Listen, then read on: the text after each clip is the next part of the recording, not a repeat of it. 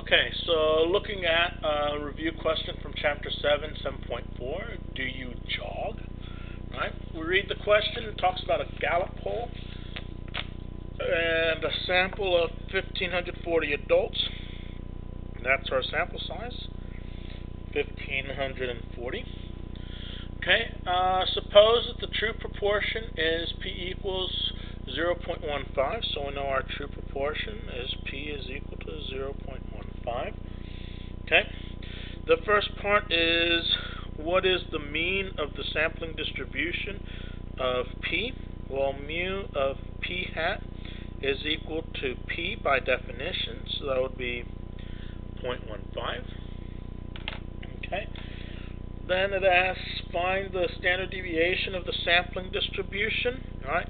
If I want to find the standard deviation of the sampling distribution, right, sigma of P hat is equal to the square root of P times 1 minus P all over N, which in this case would be the square root of 0.15 times 0.85 all over 1540.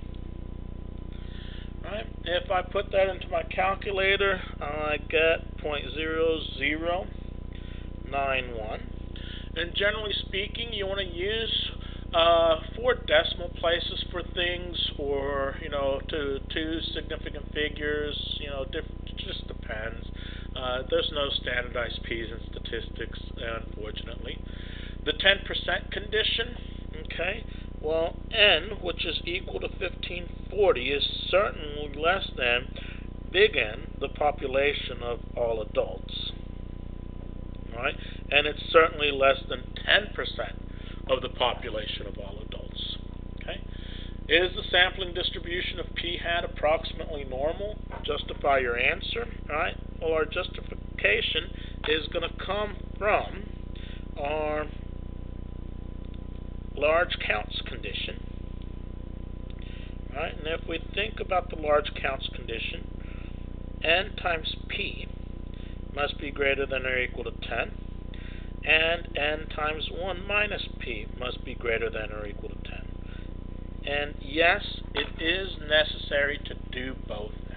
Right? The information we recently got from the College Board was to emphasize that yes, when you check the large counts condition, you need to check both. Right? And we do need to put in the right numbers, so 15.40 times 0.15 is greater than or equal to 10, and 1540 times 0.85 is greater than or equal to 10. Right, so therefore P hat is approximately normal with 0.15 and 0.0091. Okay. With that, find the probability that I am between 13% and 17%. So that's going to be, what is the probability that 0.13, right, P hat 0.17. And if I find the z-scores, right, z is equal to 0.13 minus 0.15 divided by 0.0091, which is about negative 2.20. So this is the probability that negative 2.20 less than z less than positive 2.20. And someone might say, well, wait, how do you know positive 2.20? Well, 0.13 is the same distance away from 0.15 as 0.17 is. They're both 0.02 away, right? And so when I calculate the z-score, this will be the z-score for the left, that'll be the z-score for the right.